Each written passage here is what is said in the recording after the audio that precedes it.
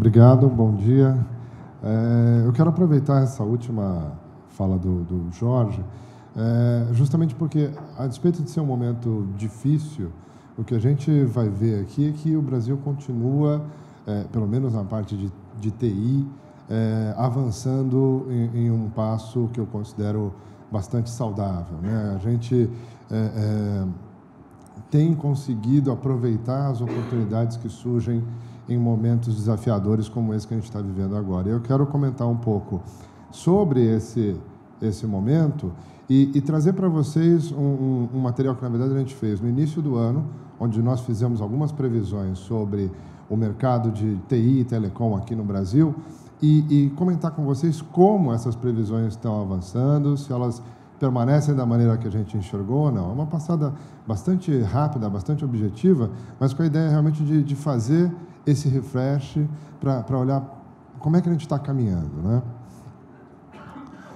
Eu acredito que a maioria de vocês conhece a IDC, sabe da nossa presença global, da força que a gente tem com os nossos analistas locais, e todo esse trabalho que a gente desenvolve na IDC, desenvolve em conjunto com a ABS, ele é baseado em um conjunto de informações, de interações, de entrevistas que são feitas no Brasil e no mundo todo, que suportam essa base numérica que a gente gera e compartilha com vocês em situações como essa aqui. Essa base, né, ela é conduzida aqui localmente por essa equipe que montou esse trabalho de previsões, né? Então, são 10 previsões que a gente colocou no início do ano. Vamos ver como é que elas estão avançando. Dentro da nossa perspectiva, o Brasil hoje ele está aqui como quinta maior potência de TI e telecom, né? Na verdade, a má notícia nesse sentido é que, com toda a questão de flutuação cambial, com toda a dinâmica que a gente está vivendo nesse momento na economia, esse número a gente deve perder alguma posição. Acho que a principal força aí é a parte cambial. A gente teve uma variação muito significativa, então a gente deve oscilar talvez para sexto, talvez sétimo em TI e telecom somados, né? Mas é uma situação que eu entendo que é transitória. Como o Jorge bem destacou, as projeções tanto da IDC como de outras instituições é que o Brasil permanecerá numa posição muito boa nesse ranking mundial de TI e telecom, se sustentando ali entre quinta e sexta posição. E se tudo correr bem, espero que a gente consiga alavancar ainda mais esse resultado, né? Mas o que vai impulsionar realmente esse número, esse crescimento, é o que a IDC tem chamado de terceira plataforma, né? Essa transformação da tecnologia sustentada pelos 4 pilares de Big Data Analytics, Social Business, Mobilidade e Cloud Computing, que tem ajudado a transformar a tecnologia da informação de uma maneira que viabiliza projetos disruptivos, viabiliza soluções disruptivas como essas que a gente viu hoje pela manhã, como essas que a gente está habituado aqui a ver e utilizar no nosso dia a dia, né? A parte interessante é que software, que é a nossa praia aqui, da maior parte da nossa audiência, é a fatia que mais cresce em relevância, que mais cresce numericamente dentro dessa composição de TI, né? Enquanto a gente vê um mercado, na média, crescendo 6 e alguma coisa, a gente vê software crescendo consistentemente aí acima disso. Para esse ano, por exemplo, está certo que a gente revisou as nossas projeções em função do cenário, mas a gente vê um número muito próximo aí de 10% para 2015 na área de software, que é bastante significativo, considerando todo o cenário que a gente está vivendo, né? Ainda assim, é importante lembrar que é o menor crescimento dos últimos 3 ou 4 anos. A gente vinha crescendo constantemente acima de 2 dígitos na área de software. Mas eu acho que mesmo nesse momento que a gente está, um PIB negativo como previsão, crescer beirando 10%, 9%, 10%, mostra como as empresas, como os negócios têm entendido que software pode ser, sim, gerador de inovação, gerador de diferencial competitivo, traz mudanças significativas nos modelos de negócio, que é onde, de fato, a gente tem visto os negócios e as empresas se alavancarem. Modelos de negócio disruptivos, como esse que a gente comentou de Uber, Airbnb e outros tantos que a gente utiliza no dia a dia, né? Então, a terceira plataforma vai permear e já é responsável por cerca de 90% dos orçamentos de TI destinados à inovação, né? Então, se a gente parar para olhar, as soluções do nosso dia a dia já estão ali suportadas pela terceira plataforma. Só pegar um exemplo bem rápido, né? Imagino que todo mundo hoje pela manhã pegou seu celular, viu que tinha um compromisso aqui, colocou o endereço no seu aplicativo de trânsito, seguiu as orientações para chegar até aqui, chegou dentro de um tempo razoável, certo? Legal. Se vocês pararem para olhar, esse software está rodando um dispositivo móvel, suportado por uma plataforma em nuvem, né? Que está recebendo inputs, colaboração de todos os seus usuários naquele momento e fazendo processamento e análise em tempo real dessas informações para poder prover para vocês os melhores caminhos, né? Os 4 pilares presentes ali naquela aplicação, e você só está falando da primeira interação com tecnologia ao longo do seu dia, né? Então, está presente sim e não tem volta. Bom, entrando na parte das previsões, né? Vou falar rapidamente de cada uma delas. Primeiro, no início do ano, a gente comentou sobre serviços móveis e serviços profissionais ganhando relevância, né? E a gente previu que a receita de telecom em 2015 estaria liberando 104 bilhões de dólares. De fato, é o que a gente continua enxergando. Talvez o mix tenha mudado um pouco. Talvez a gente tenha percebido que o avanço de dados móveis vai ser um pouco melhor. Acho que eu tenho um pointer aqui. Isso. Um pouco melhor. A gente falou 16%, talvez seja um pouco a mais do que isso. Mas a gente tem também um decréscimo mais significativo. Um decréscimo mais significativo da parte de voz fixa, né? Que deve cair mais do que a gente previu de início. Mas, no geral, as forças se equilibram e a gente vê ali um investimento da casa realmente de 104 bilhões ali, como previsto. Pensando em voz fixa, rapidamente aqui, uma coisa para vocês pensarem. Quem ainda tem telefone fixo? Tem 1, 2, 3, legal, maravilha. Confessem para mim, é por motivo sentimental, não é? O meu número, ele está presente na minha casa há 15, 20 anos. Eu mantenho por carinho por aquele número, né? Uma outra constatação, eu peço que vocês pensem, perdão aos colegas aqui que têm uma faixa etária mais ou menos igual à minha, mas é a realidade. Vocês já perceberam que quem liga no fixo para vocês é sempre alguém com mais de 50 anos? Pois é. Né? Ou operadores de telemarketing, né? Mas isso ilustra essa mudança, ilustra o que está acontecendo de fato. A gente tem uma tendência de mobilidade muito forte, de conectividade muito forte, então começa a perder o sentido de você ter uma voz fixa ali presente. E isso tem se refletido na tendência de mercado.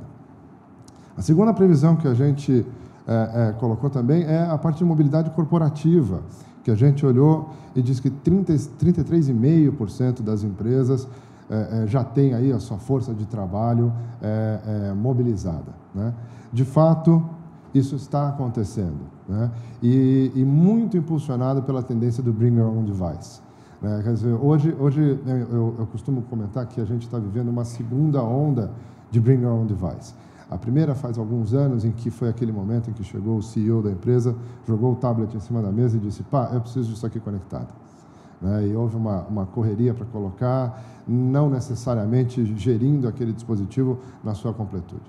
E a gente hoje vive um outro momento, em que as empresas estão preocupadas não só em trazer esse dispositivo de maneira segura, mas de gerir todo o seu ciclo de vida dentro da corporação e assegurar que o seu colaborador possa utilizar um dispositivo que ele conhece, que ele gosta, que ele confia, e, ao mesmo tempo, manusear informações corporativas de forma segura e controlada, né? Então, essa essa realidade do Bring Your Own Device continua avançando. Lembrando que eu não estou falando só de smartphone, mas tablets, notebooks e outros dispositivos que são de propriedade do colaborador, né? Uma terceira previsão que a gente fez foi em torno de dispositivos, né? Assim, a tendência de conectividade, ok, ela é certa e a gente sabe que está caminhando nessa linha, mas a gente previu que cerca de 27,5 bilhões de dólares seriam investidos em computadores, tablets e smartphones aqui no país em 2015. Na verdade, a gente está enxergando que essa previsão não deve ser exatamente dessa maneira.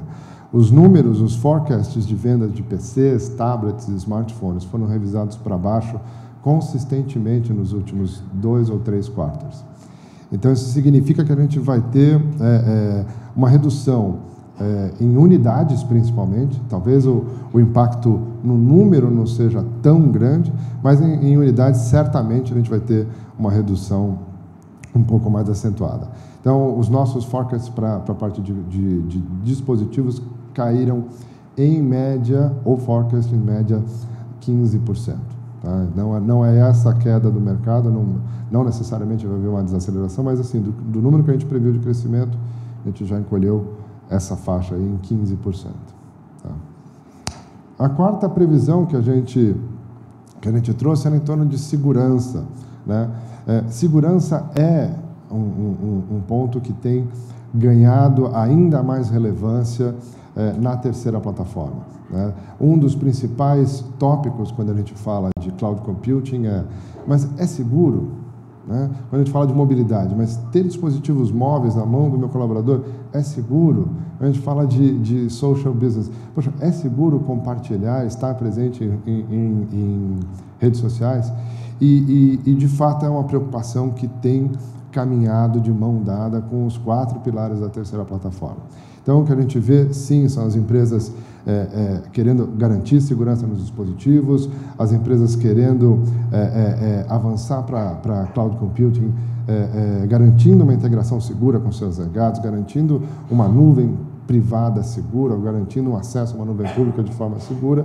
Por isso, esses investimentos que a gente previu se confirmam e a gente deve ver, sim, a despeito da revisão do mercado em geral um pouquinho para baixo, a gente deve ver esse número de 117 milhões de dólares se confirmando em investimentos de segurança para endpoint, para dispositivos finais, né? A quinta previsão é em torno de internet das coisas. Vale lembrar, gente, que internet das coisas... Primeiro, para ter uma ideia, quem está familiarizado com o conceito de internet das coisas? Legal, boa. Internet das coisas não é uma novidade por si só.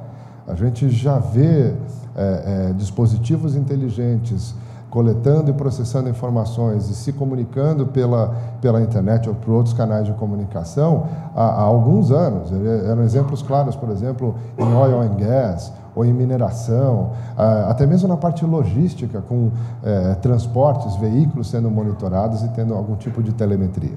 O grande fenômeno nesse momento é uma espécie de consumerização das coisas, da internet das coisas. É você ter uma das coisas no seu braço, no seu sapato, na prateleira do supermercado, né? Esse é o grande momento que a gente está passando. Então, a nossa previsão é de que a internet das coisas ganhe visibilidade e, de fato, isso está acontecendo. Muitos projetos de internet das coisas estão caminhando, mesmo num momento como esse, porque eles geram maior eficiência operacional.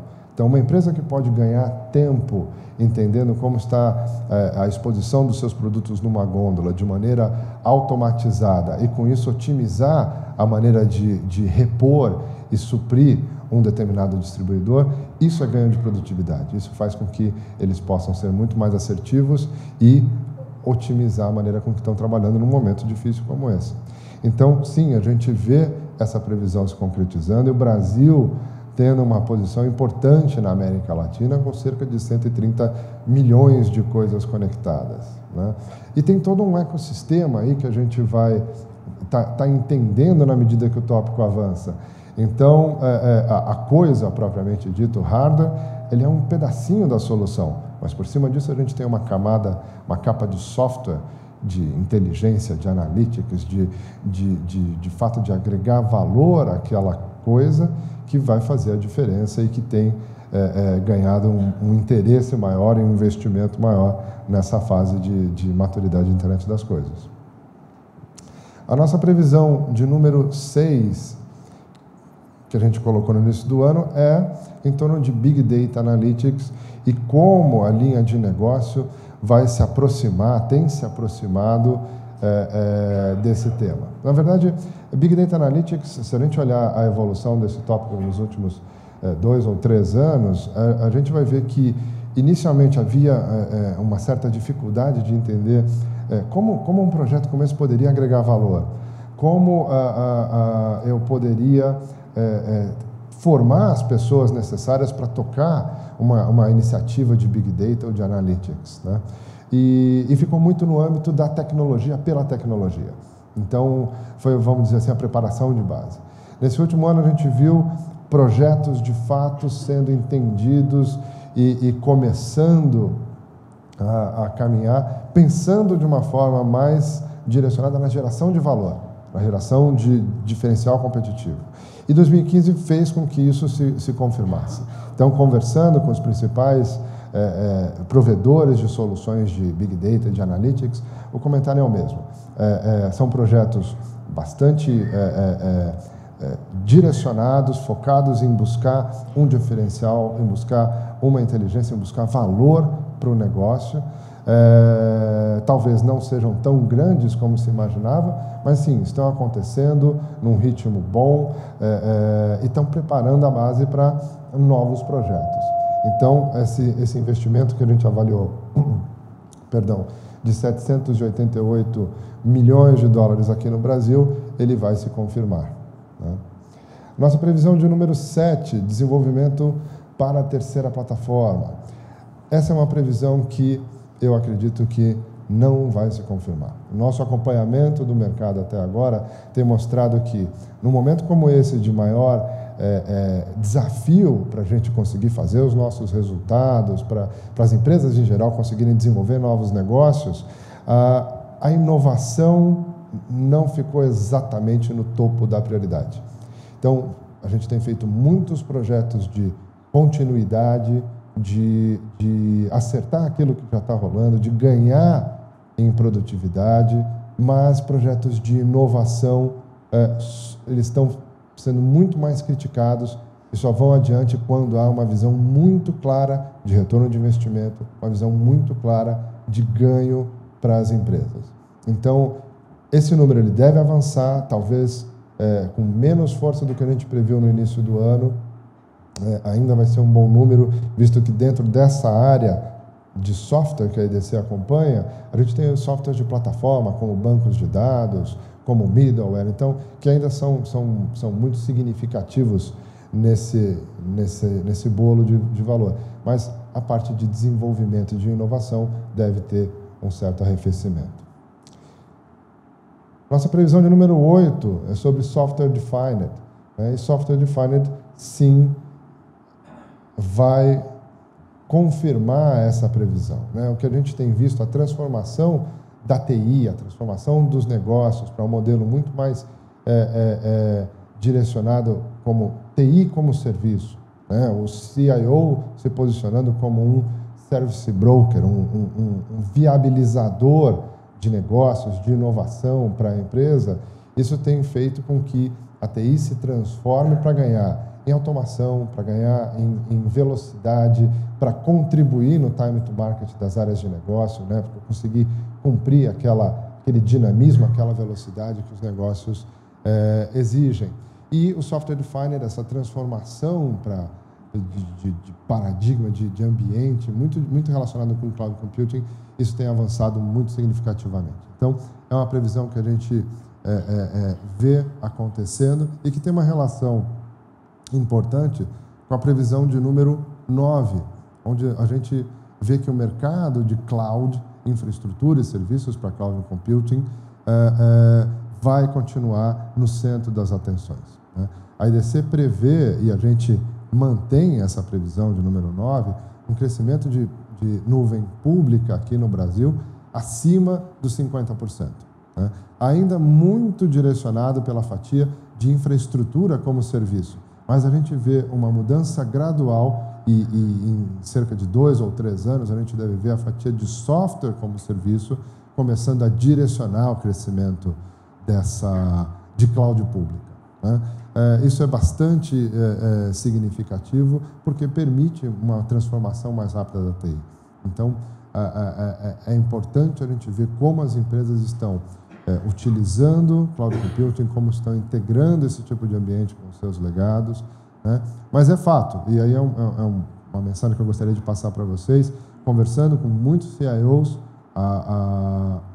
um tópico que eles sempre trazem é: Luciano, eu não necessariamente sei por onde começar. Eu preciso de um apoio para saber por onde é o melhor caminho para começar, de acordo com o meu contexto de negócio, alinhado com o meu momento e com o meu grau de maturidade. Então, a gente tem uma oportunidade aí de ajudar a alavancar esse crescimento, se a gente conversar com os nossos clientes e falar: bom, vamos olhar o que você está fazendo e vamos começar por aqui, deixa eu te ajudar. Vamos fazer uma parceria, eu vou te levar pela mão e a gente trilha esse caminho juntos. E a nossa última previsão, a previsão de número 10, dá conta justamente dessa proximidade do CIO com a linha de negócio. O que a gente vinha vendo historicamente, se a gente acompanhar alguns estudos da IDC, é que nem sempre as prioridades da TI estavam alinhadas com as prioridades de negócio. Esse alinhamento causava uma série de atritos e gerava aquela sensação de que TI não atendia o negócio ou não atendia o negócio a tempo. Então, o que a gente tem visto é cada vez mais a proximidade de TI com linha de negócio aumentando, e a gente vê também que aquela transformação do orçamento, quem é que vai fazer o funding, quem é que vai bancar os projetos de inovação? Isso tem cada vez mais passado para as áreas de negócio. Então, TI precisa realmente se posicionar de uma outra forma. Ok, eu viabilizo, eu faço acontecer. Você tem a ideia, vamos trabalhar juntos, eu faço isso acontecer. E o budget é de negócio, legal. E os louros vão ser de todo mundo. Então, por exemplo, se a gente pegar a área de Big Data Analytics, mais de 35% do orçamento tem vindo de linha de negócio. E isso tem acentuado em outras áreas também. Então, a gente vê que é uma previsão que se concretiza e deve continuar se acentuando nos próximos anos.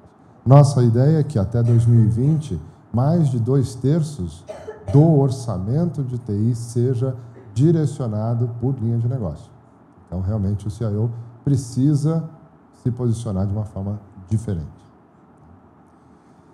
Era isso que eu gostaria de compartilhar com vocês. Espero que tenha aterrissado um pouco do que está acontecendo ao longo desse ano. Nós vamos continuar vendo a terceira plataforma, impulsionando essa transformação, fazendo com que a gente tenha cada vez mais a necessidade por velocidade na mudança. A gente vai ver empresas cada vez mais ágeis, mais competitivas e buscando soluções mais inovadoras. E a gente tem um papel muito importante nessa transformação. Muito obrigado.